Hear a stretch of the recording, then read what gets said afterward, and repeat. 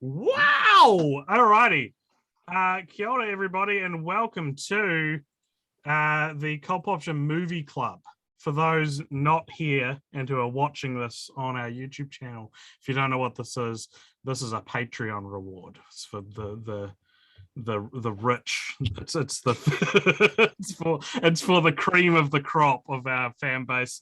If you want only for the creamiest fans. If you want to get out of my campaign fund, so yeah, the $500 petty cash. If you want to get involved in this next month, you can do that by joining the Cult Classics tier over at patreon.com/cultpopture. And we're not really sure what defines how we pick the movies at this stage. We kind of had it changes every month. It changes, and we don't even know what it's going to be next month. So if you want to get involved, please do. We would love to. The goal when we created this was that, like, I was just really entertained by the absurd notion of having like 8-10 people on a podcast together with no rhyme or reason to it. But like, how's that working out for you? Yeah, it's very, very manageable with 5 people. So anyway, today we're going to discuss a film we all watched, and that film is The IDES of March, which came out in 2011, directed by George Clooney himself. He also stars in the film, but it is also starring Ryan Gosling, Philip Seymour Hoffman, Paul Giamatti. What's up? Vincent was showing off the Blu-ray. Oh, thank you. Marisa Tomei, Jeffrey Wright, and Evan Rachel Wood. It's based on a 2008 Broadway play called Farragut North, I think is how to pronounce that. Yeah. And it is an American political drama film, came out in 2011, and I had never seen this movie before. Had anybody else seen it before? Yep. Just the two boys. I just the two boys. Like there's only two. Ignore me. I'm pre-coffee, as you can see. It's not a sip has been taken. I watched this. It felt like I watched this like not that long ago. I thought it must have been in the last year, but I looked at my letterbox in the initial time I logged it, and it was January 27th, 2019, and I just had the horrific realization that January 2019 was almost 3 years ago. That hits. Damn. That is terrifying. What is also in a similar fashion to realizing how long ago things were. This movie came out 10 years ago. Last month or this month? When was the? Last month. Last month.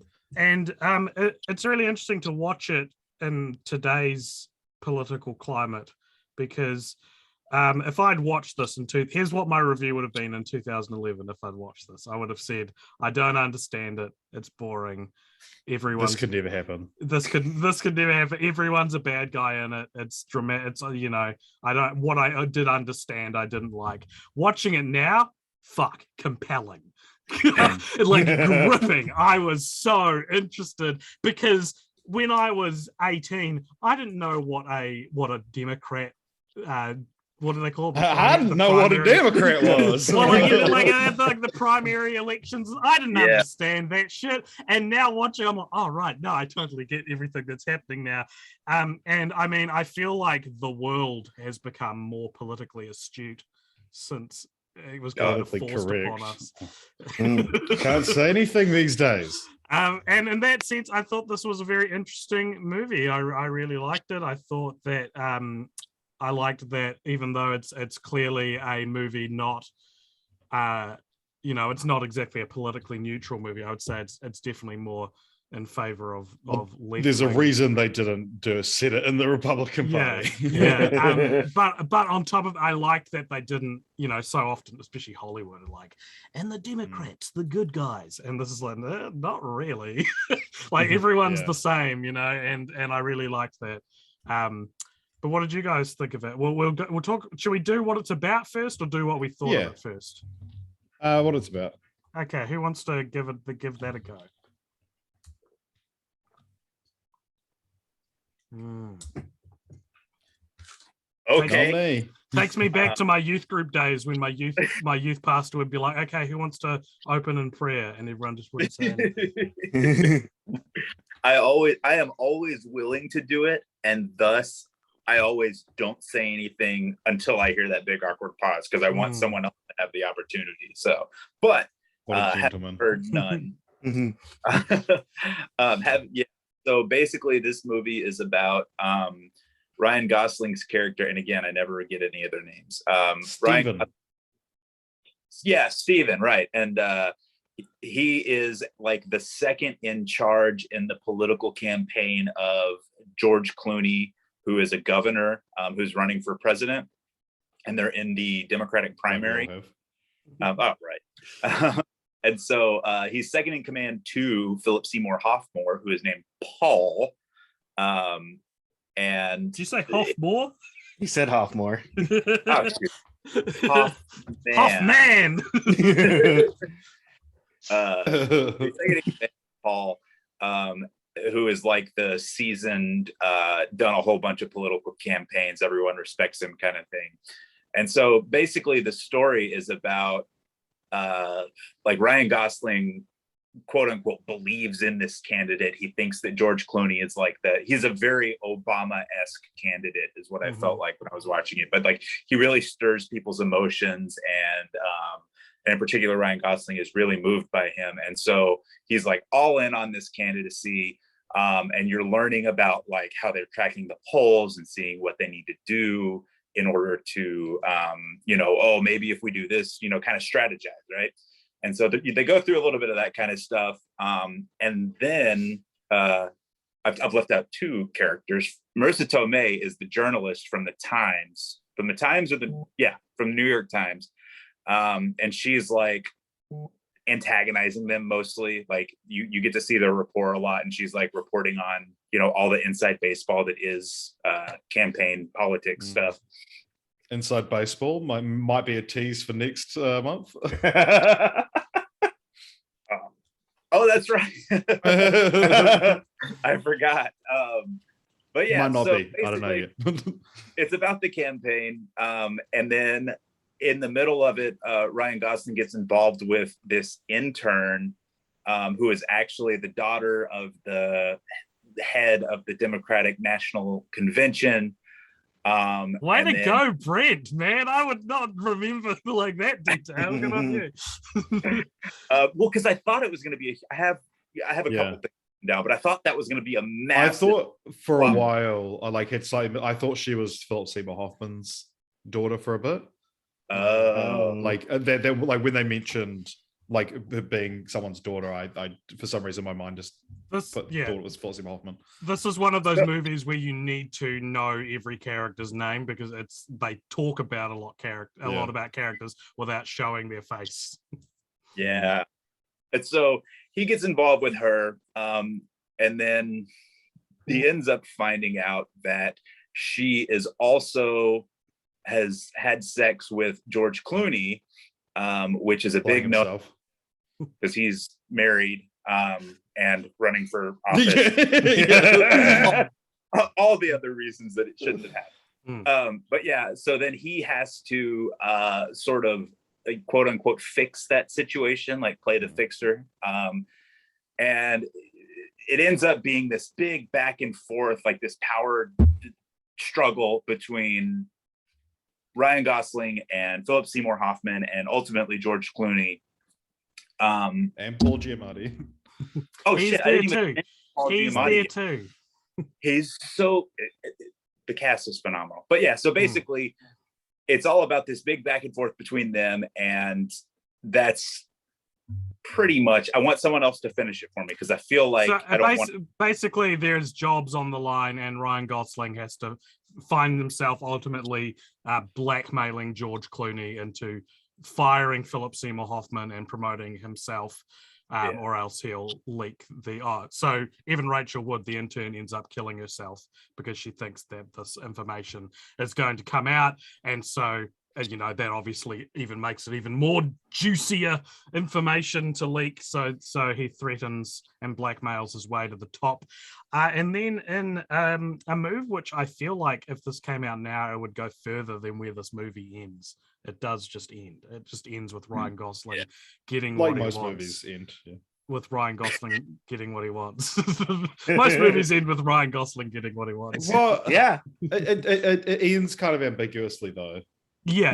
I'm more saying the like very end of the film is that he Ryan Gosling is sitting down to do an interview, and he hears in the earpiece George Clooney giving a speech about integrity and all this stuff. Yeah. And then they're like, "Oh, so what can you tell us about the campaign?" You can see him having the moral dilemma of whether to say anything or not. And I loved that. I loved that the last moments of the film leave you basically with like this question of like, what's the fucking point? Like, what's the point in doing all of this if this is what who you've got to be to get there? Like, it's just such a wonderful little like microcosm of what I'm sure happens in politics all the time. It's so said that he gets what he wants, because my first thought was he became the thing he hates the most. Yeah. Well, it's sort of a dichotomy of that. Yeah, exactly. So Vince and I were the other ones it seems before. Michael, what did you think of the film? Well, I'd never seen the movie before. I had no idea what it was about. I sort of saw the title and I was like, it's going to be a boring film. Shakespearean in some way. It's a Shakespeare. It's based on Shakespeare. The title, isn't it? Title, yeah. Beware the Ides of March. So I went into it thinking, okay, it's gonna be a boring movie. I put it on last night and was like, okay, cool. I've got to watch this, and it actually hooked me. I really enjoyed it. I really enjoyed all the twists, and I didn't see the whole sleeping with the governor thing coming, and I really liked that scene. The whole misunderstanding of the phone is something that I'd be terrified to happen to myself, because pretty much everyone has the same looking phone these days. It could happen to anyone. Like, you're sleeping with a lot of different political figureheads with the same phones. It's your work phone, and then you've answered the wrong one at 2:00 in the morning. That's such a great scene as well, because what happens is she gets a phone call and he's like, "Oh, who's this guy calling you in the middle of the night?"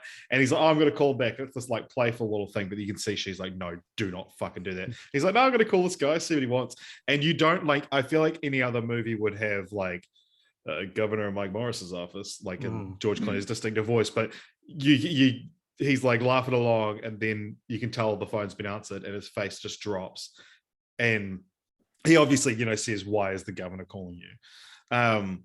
But there's like this moment where it's like it tells you exactly what has happened. Like, and there's a few moments like that in the film where it's like, and the other one is as well that like you can, so much is said through like so little.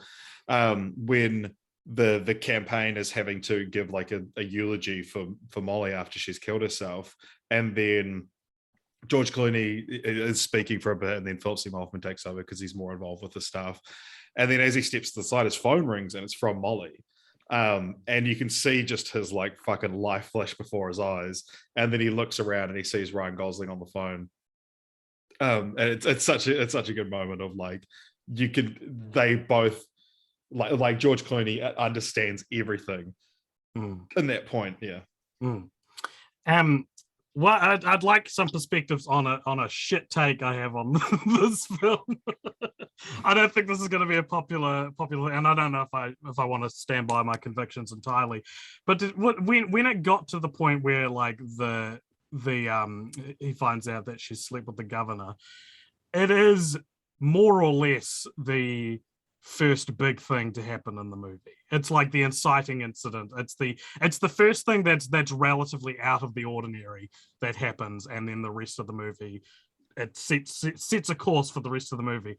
And watching it, when it got to that point, I was like I was kind of real just into watching just a normal Democrat campaign. Right? Like I was interested enough in just seeing how the sausage is made that when it had to do like and then the hook happens, I was like, all right, okay. Similar thing happened to me recently with the new Candyman movie, It's like it's a real interesting movie about a black artist in Chicago. And then Candyman shows And up. legit, no, like then it becomes a horror movie, and it's like, okay.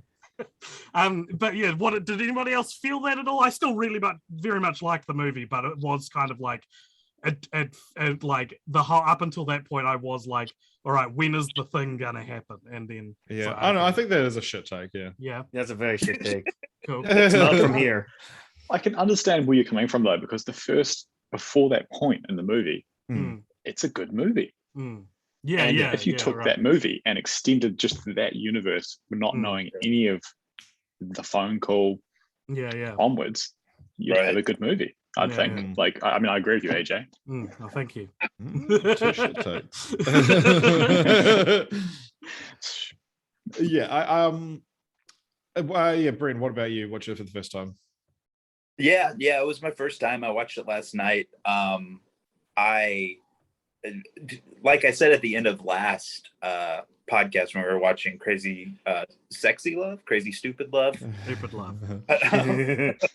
But no, it felt like this was kind of like the apex. This like 6-month period was like the apex for Ryan Gosling, where he was putting out all these super like big impressive roles, I guess, because he did this, he did Crazy Stupid Love, and he did what was the other one? Drive. What is it? Drive. Right. And so either way, so he has all of that charisma that you know about him, and it really, that's kind of what I was thinking when I went into it. I was like, oh, this is going to be like Ryan Gosling showing off everything. But when you and it's obviously he's the protagonist of the story, but when you put him with Philip Seymour Hoffman and Paul Giamatti, and like, it just, everybody got raised. All of the characters and the acting, the script was good, but the actors are all so freaking phenomenal that it really like brought it to life, I thought. And I think as well that part of that is being directed by George Clooney, that being directed by an actor, and then it's also one of those things where it's like a director like George Clooney can just pull, like, Marisa Tomei didn't need to play the journalist. Like, it's such a small, like, kind of nothing role. But it's like, yeah, she'd be like, yeah, I'll hang out with George for a few days. Like, yeah. And so when did you see this movie before, Vincent? So about 10 years ago, about 10 years ago, after that great, phenomenal year of Ryan Gosling, where I saw Crazy Stupid Love and Drive. For some reason, I missed this. I don't know why. Yeah. But then I looked up, it soon came on Netflix like a year later. So I watched it. Thought it was fucking fantastic. So I'm like, Ryan Gosling can't miss. I'll watch his next movie. What's that? Gangster Squad. Oh shit. But anyway, so yeah, I got the Blu-ray like a few years ago. It was just in a bargain bin, so I'm like, I like this movie enough. So then I watched it again a few years ago. Then I watched it twice, once last weekend, last night with the director's commentary.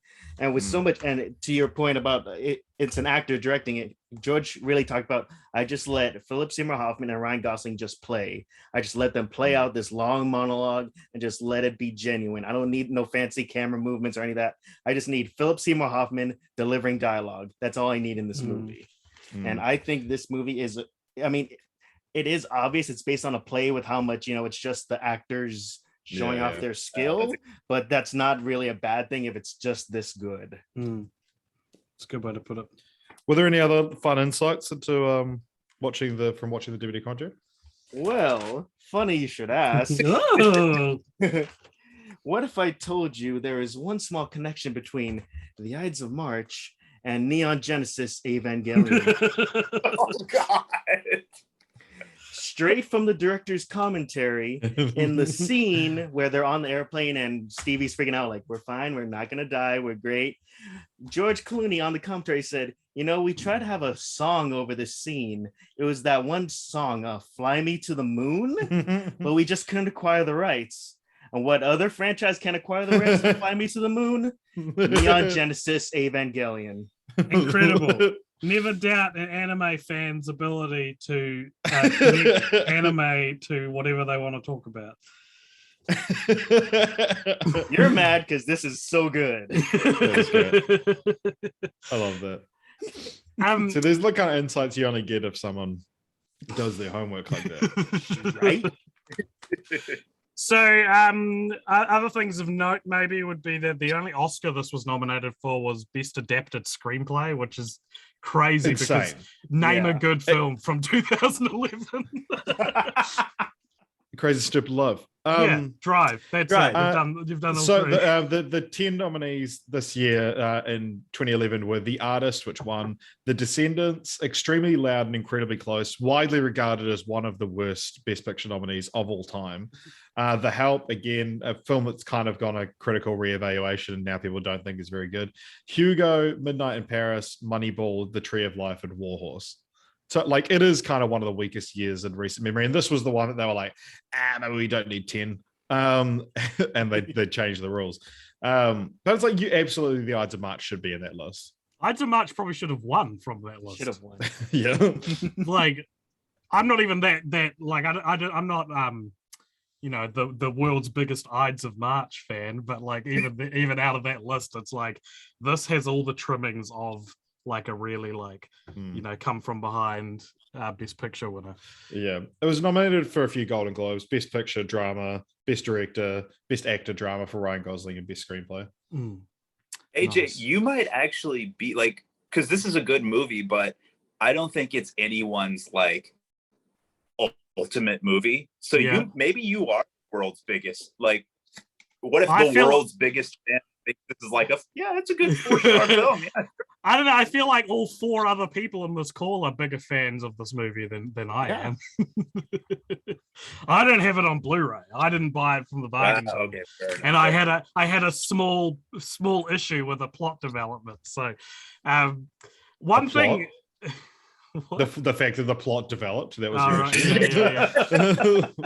one thing that pretty much the only thing I knew about this movie before watching it, and I feel like no one really talks about this, is it has like a really, really iconic poster. If you how do I put can I share my screen or something? Well, why don't you just look at Vincent's screen where he's holding it? Okay, well, that's okay. Yeah, that's good enough. And yeah, I like, that's all I knew about the movie for so long, and I feel like that's such an iconic thing and such a it draws to attention like the similarity in face shape between those two actors, and I think it's one of those posters where it kind of does tell you what the movie is about. Symbolically as well. Well, because it also has the like, is this man our next president? So that kind of tells you, okay, we're dealing with politics. And obviously the fact that he's on the cover of Time magazine. It's like, it is funny that like, I remember seeing this poster like at the cinema and thinking it was a cool poster. Yeah. Do people know what the Ides of March means? What it's referring to? March 15th. Yep. Okay. Do you want to? It's the day after the 14th and just before the 16th. Correct. So I believe in ancient Greece, this was when this was tax season. This is when you settled your debts, basically. And that's an interesting title. Do you guys prefer the Ides of March to Farragut North? I like the Ides of March title. I like the Ides of March. Because the studio wanted to call it Farragut North, and Clooney was the one that suggested Ides of March. So, is Farragut North the play? Does Farragut North mean something, or is there something that wasn't translated to the screen in the movie? So it's an area in DC. So he says it when they're on the plane. George Clooney says it to Ryan Gosling, and then later Philip Seymour Hoffman says it. So there's it's the same line, but it's in 2 different contexts. So he talks about do you really want to do this? Is this what you want to do? You could leave here. You could get a job up in Farragut North, right off K Street, making $750,000 a year as a political consultant. And then at the very end, when Philip Seymour Hoffman gets his new job, because he has to leave because Ryan Gosling Ryan Gosling, so he does the whole thing. He Goslinged him. They're talking at the funeral, and he says, "Yeah, I got myself a job up at Farragut North off K Street, $1 million a year. It's pretty nice." That's very so many plays are named for that same like after that same idea of like this kind of symbolic thing where it's like this is where you end up. Fargo's a similar title in that sense because Fargo refers and it to kind of like, sounds the same. Yeah. And Fargo refers to in the movie and the TV show refers to like this one the like one source of evil in all of the Midwest.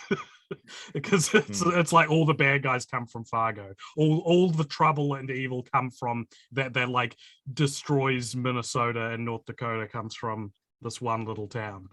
But the Ides of March, like the expression and what it means here is like it was the day that Julius Caesar was assassinated, right. And then in the play Julius Caesar by Shakespeare, there's the beware the Ides of March, which Julius Caesar ignores.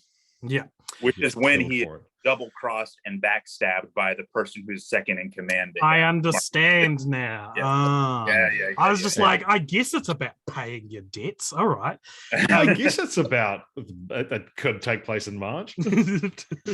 I just clicked on the Farragut North Wikipedia page just to sort of see if I could answer any of the various questions that were being thrown out over the last couple of minutes.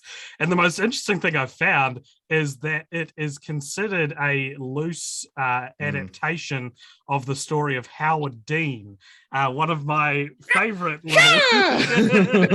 little and interesting anecdotes. For those who don't know, Howard Dean was a Democratic candidate who it's widely believed he lost all of his support, his cred, because of something called the Dean Scream, which was during a speech.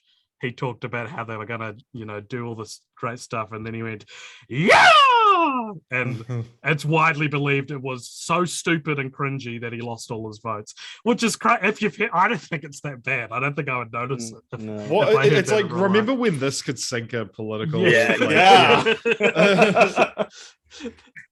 I wonder what aspect of it is. I clicked on the Dean Scream Wikipedia page. It says the Dean Scream, also known as "I Have a Scream." It is interesting. Like you look at on Wikipedia, as well, has the release and critical response. It does say. Does anyone want to guess what this says on Rotten Tomatoes as well? I can tell you. 87. I'm I'll go 89. 84. Yeah, all pretty close.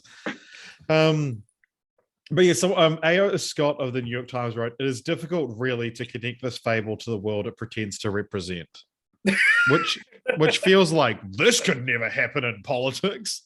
Like I'm sure it goes on to say whatever happens in 2012, that was the upcoming election within either party or in the contest between them, it seems fair to say that quite a lot will be at stake. This is not the case in the Ides of March, which is less an allegory of the American political process than a busy, foggy, mildly entertaining antidote to it. I don't get what they're trying to say with that. Yeah. What'd you say, Brett? No, I didn't understand what he was trying to say. Yeah. I agree with Richard. It doesn't really like, this movie that is based on a play that is all about something that we think happens. This isn't realistic. Like what? Yeah. Like, is he saying it's not realistic, or is he saying like, because if this came out now, you would be like, we don't need another story like this because we've been living it for the last few years. It is interesting. Do you guys think that George Clooney went on to become president? Yes. Yeah, I did. Is that not what happened? What? Don't ask a ridiculous question, then get mad at my ridiculous. Well, no, like I don't know. Do you think that that's clear in the text? Do you think? I thought you were asking in real life, not actual George Clooney. I thought you were being silly. I thought you were saying, you know, with this critic is so bad at separating reality from fiction that he probably thinks George Clooney literally became president. Right. Well, I don't know. I thought so. I thought it was a fun question that we could talk about. Yeah. The ambiguous ending of the film. Be like, what fucking stupid question? No, I just Of course I'm gonna answer misunderstood it. ridiculous. I just misunderstood it.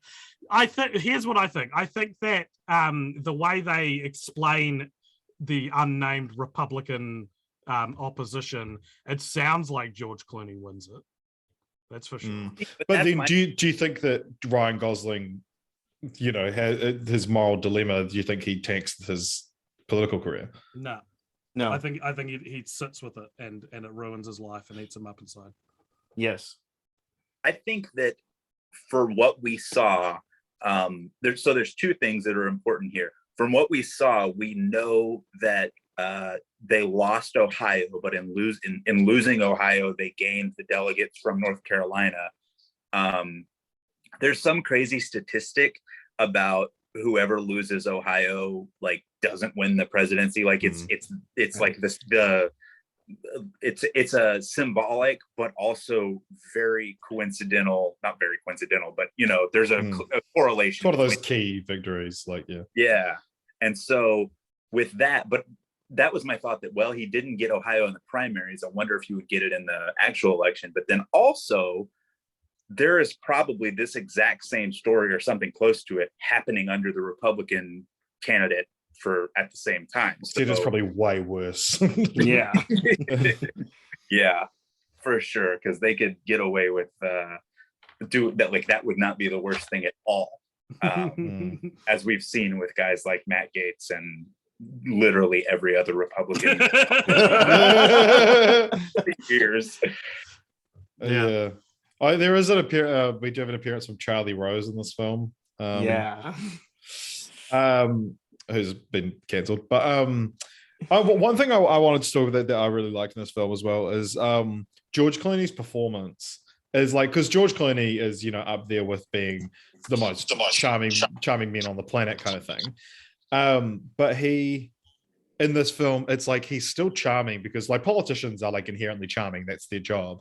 But he's able to hide his own natural charm through like a fake veneer. So it's like, it's George Clooney's actual charm coming through, but it's the character is putting it on.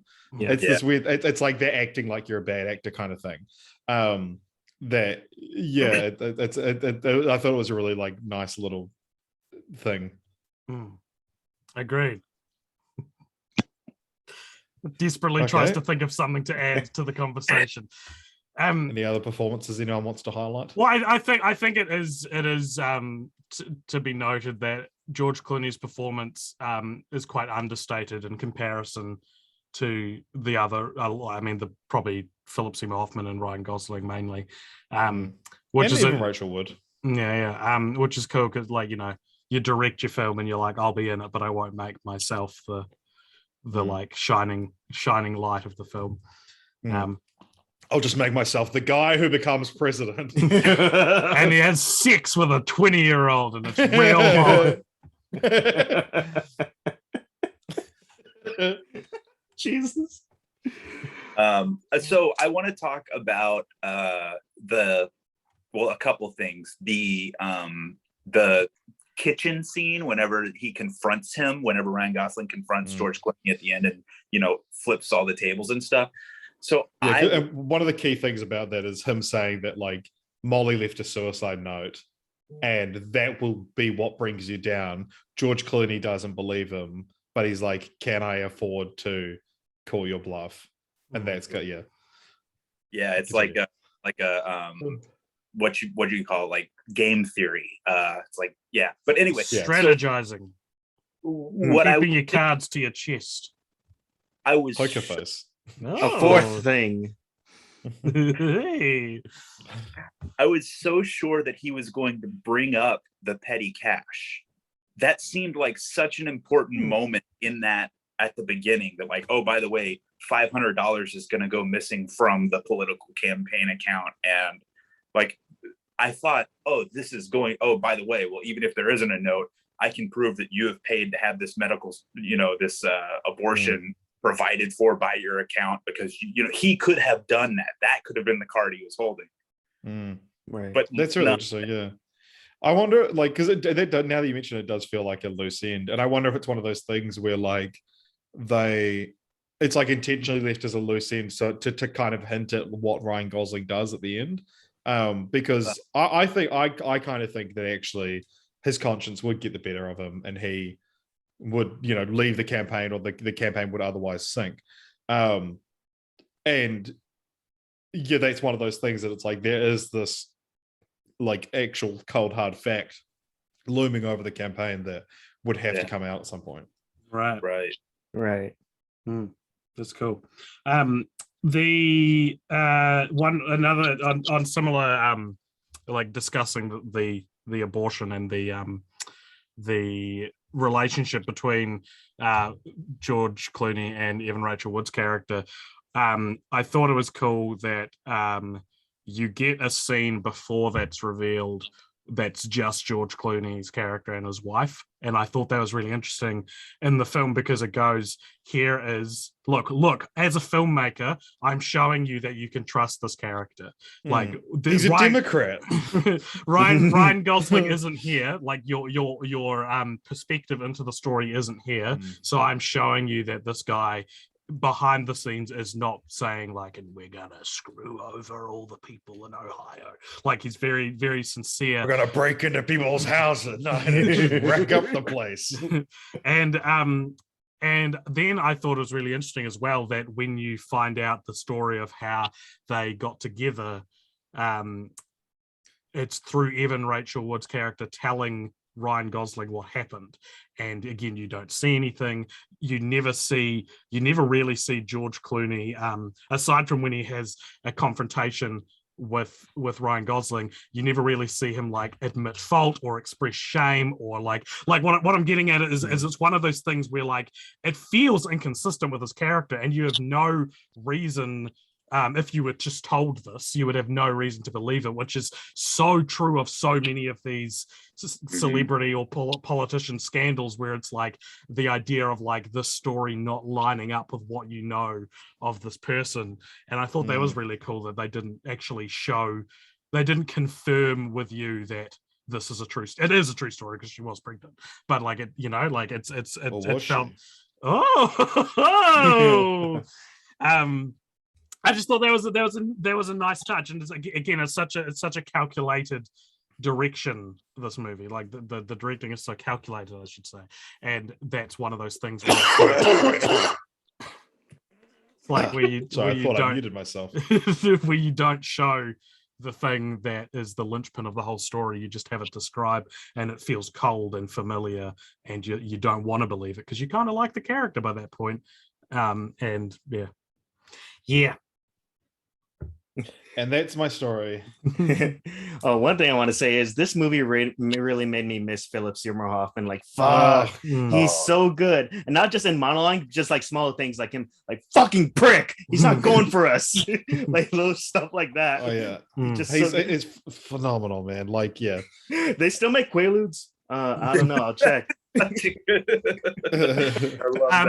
Did you know that character was originally going to be played by Brad Pitt, and Ryan Gosling's character was originally going to be played by Leonardo DiCaprio, who did executively produce the film. Really interesting. I feel like it'd be a very different vibe if those two replaced those two actors. It would suck. Okay, Richard. I think Ryan Gosling is definitely a better choice than Leonardo DiCaprio. I think that you do realize he didn't say Jared Leto, right? No, that's AJ's one. That's my thing. Yeah.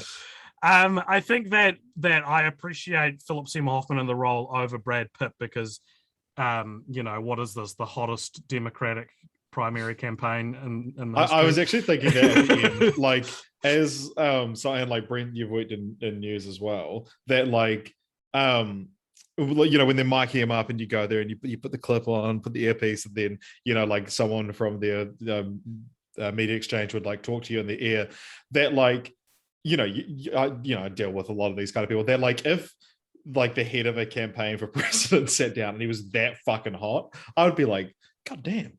Look at this guy. Like there would definitely be BuzzFeed articles on like how Ryan Gosling and George Clooney are the two leaders of this campaign. And I Daddy feel like in chief. I feel like maybe that would have been a little too much if Brad Pitt had played Paul. And so, and therefore, it works with Philip Seymour Hoffman being a bit more, you know, photogenic but lovably frumpy, playing that sort of role. Lovably frumpy. It's my brand. Yeah, it's my nickname in high school. Yeah. Does anybody else have anything else they want to maybe discuss, or we can start finishing up here? I mean, one thing we didn't really touch is like all this has started because Paul Giamatti wants to ruin George Clooney's campaign because he's the one who recognizes how good Steven is at. He like, okay, I know Paul's a lost cause because he's in his ways, but Steven, he's young. I see it. He's eager in his eyes. So either I can trick him into joining the other side or just ruin his career politically and I will win. And yet little did he know that the pure soul he corrupted beyond belief took down not only Paul, but him as well. Yeah, it is. I like that Paul Giamatti loses when he's so conniving and confident that he won't lose. And also, like, if you trace back the series of events, it's actually Paul Giamatti's character that starts the chain that ends in a suicide. You know, so like it's pretty sad that like that sort of thing. Like I wonder, it's like how often does this sort of thing happen where like incidental unrelated events result in something super tragic like that? I would say that one interesting thing that I think would change if the movie was made today was the portrayal of like how Evan Rachel Wood's character is treated, because it is kind of like, you fucked up, you shouldn't have slept with the governor, and it's like it's absolutely a powerful man preying on it in turn, and it's like it is one of these movies where it's like there's like everyone has like something bad about them kind of thing.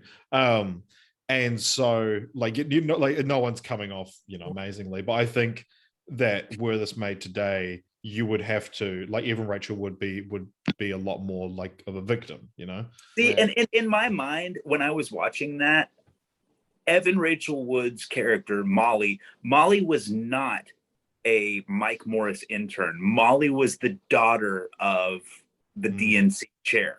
Yeah, that is how George Clooney's character should have recognized her, not as you are my intern, I'm going to close the door and all that creepy stuff. Right? Like that's the part that I actually felt was a little that was unbelievable for me, or non-realistic, because that's like the line you don't cross. Maybe you sleep with an intern, but you don't sleep with who is currently your boss's, you know what I mean? Well, so I think they want the very recognizable imagery or cliche or idea of fucking the intern, right? Like they want that's like a thing. That's a trope almost. Happened right here. And so I think in that sense, television, I met my only wife, my wife when we met, but nice. Wait, sorry, you cut out quite a bit. Yeah, I didn't hear a word you said. I heard current wife. I heard my wife. I met my wife as she was interning at the television station that I was working at. Are you quite powerful at that television station? Dog. Answer the question, Jeff. I think, and that's in going off what you're saying, Brent, it's like they want both connections. They want her to be the intern so that you have that idea. But what relevance, what plot function is there in having her be the daughter of someone important? Is there anything I'm not thinking of? Well, I think like kind of it evens the power dynamic slightly as well.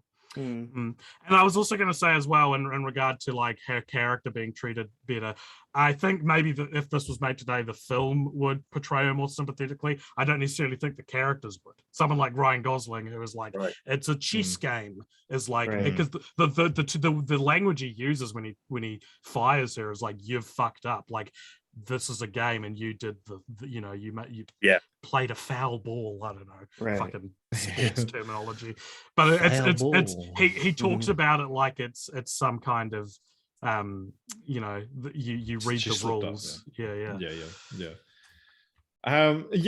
But then at the same time, like it is kind of good to get that realistic portrayal as well, like that this is absolutely what would have happened. Yeah, exactly. You know, like that they would have been like, yeah, no, this is your fault. Like you look at like John Lasseter at Pixar, and that wasn't like, and that was very much like, this is what John's like. If you want to be a woman working here, you just have to put up with that. Yeah, you know, and it's like you shouldn't have gone into a closed office with John because that's what he's going to do. That's your mistake. John the Hands like, Lasseter. Yeah, and so it is kind of like, like I feel like you would have the characters be a lot more like explicitly evil for doing that, but it is interesting to get this thing where no one comes out clean, essentially. It's a dirty game, politics. Not everyone's cut out for it. And it's funny how, like, idealistically, it shouldn't be a dirty game. But, like, literally every single politics story is a dirty game. Yeah. Michael, did you have any final thoughts? I was trying to come up with some other titles. The title is really good. Yeah. I mean, they're pretty shit titles that I came up with. I know the feeling.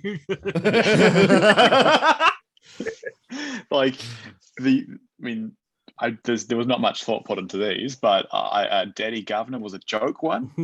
I like it. We'll pitch it to George. We'll add him to send him the link. Election Problems and The Path. Like they're all pretty good. The Path is good. Yeah.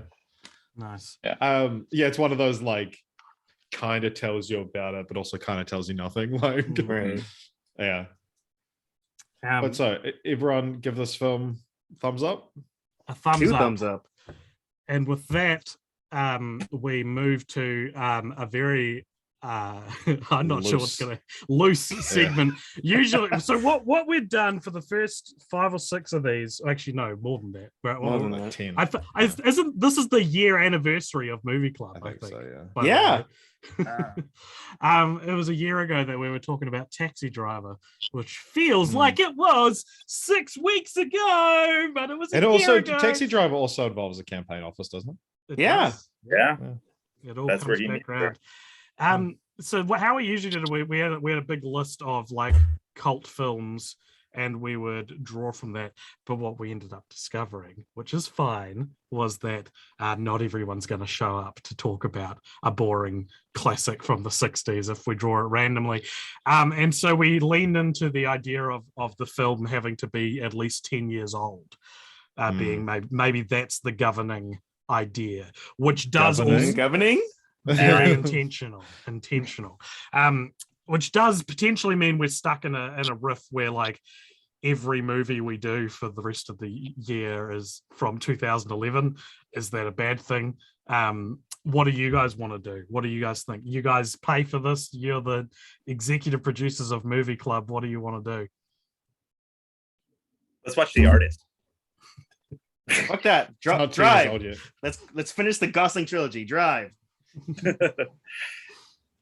No, well, Rich, you had an interesting idea when we were playing Dead by Daylight the other day. I did. What was the idea? You don't remember? Okay. Not telling. You talked about. No, I do know what it is. Well, I kind of see, because, and this is what I said to AJ as well, that like I don't mind if Cult Classics becomes the 10-year anniversary podcast. Like we just watch films where when they turn 10 years old, like maybe that's a more fun idea, you know? I mean, it did originally start as like trying to, fill all these pop cultural blanks, but I mean, I don't want to watch Dr. Zhivago.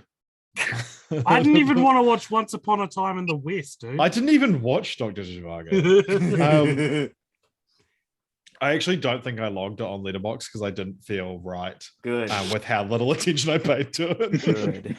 God. But yeah, so like that maybe it should just be the 10 years old podcast. But the idea I had was that so each month I would come to you with movies that will turn 10 between now and the next record, give or take a little bit. And so I have a list here, and then I thought what could be fun is if you guys give me some ridiculous, non-critical way of measuring the films to try and decide what the next one is. So something I suggested is like, okay, which film has the longest title? Which film has, the most build above the title stars of the film? Which film has the longest name of? Which film has made the least money at the box office? Yeah. But which film has the most dumb IMDb try? Oh, which has the most IMDb trivia entries? That's a good one. But it can't be anything that actually directly relates to the critical response. But there could be that then. But not necessarily. Not necessarily. You're right. Yeah. Okay, so there's actually 12 films that turned 10 this month that I've made a list of. So you can either just say like, let's measure one, or we can eliminate some to begin with if you don't want any that didn't make a certain amount at the box office or whatever. Okay, cool. So it's like a what's it called? We elimination round. Yeah. All right. So let's see something that we can like cull like half of these if we want. I will abstain. You guys decide. Okay. Remove every second one in the list. That's a way to get rid of half. Make things quicker. Come on. Okay, wait. I'll tell you what I'm getting rid of as I get rid of them. That could have been a bit of grace. I mean, that was just a thought. Like we don't have to like. Nope. Too late, Michael. You're contributing. Okay, so that's getting rid of Shame, Real Steel, You're Next, 50-50, Hugo, and Drive. Damn it! I'm bummed I got rid of Shame. I would have loved to watch Shame. I've wanted to watch that for years. Sorry, guys. You get to see Michael Fassbender's massive penis. The one thing I know about the movie. Okay, so we've got 6 movies left. Very good, Michael. Okay. What so about shut all these Wikipedia tabs? And maybe I would say let's pick the ones that have the most number of characters in their names. So the top longest names, or 3. Top 3. Okay, top 3 longest names. Okay. Yeah. And then Vincent can choose the third thing that will decide what wins. Yeah. Okay. This actually, we're left with 3 like very interesting choices, like kind of not the ones I would have suspected. What ones got knocked out? Okay, so we're getting rid of Contagion, Moneyball, and The Descendants.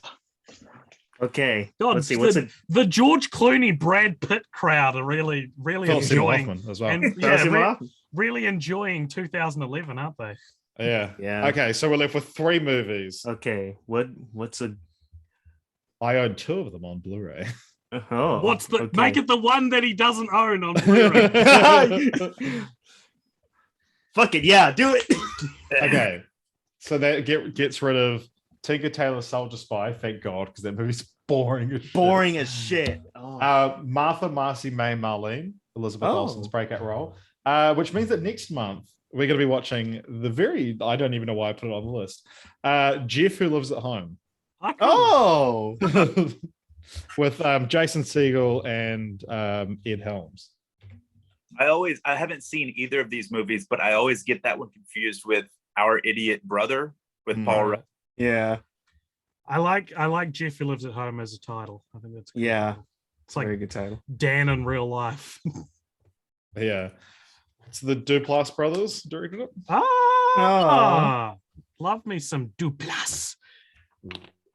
Cool. Okay. Well, hey, that's awesome. So next month, everybody join us for Jeff Who Lives at Home. Was that a fun way to choose the next movie? I thought that was fun. Yeah. How do you feel, Jeff? I mean, Brent. Geoff Who Lives at Home. Cool. So, hey, thank you very much for joining us, everybody, on the Cult Popture Movie Club. Once again, if you want to get involved, if you are watching this and you want to talk about Jeff who lives at home with us, you can go to patreon.com/cultpopture and sign up to the Cult Classic tier, and you'll be invited onto the next call. But beyond that, thank you for joining us. And beyond that, we'll see you on the flippity flop. Bye.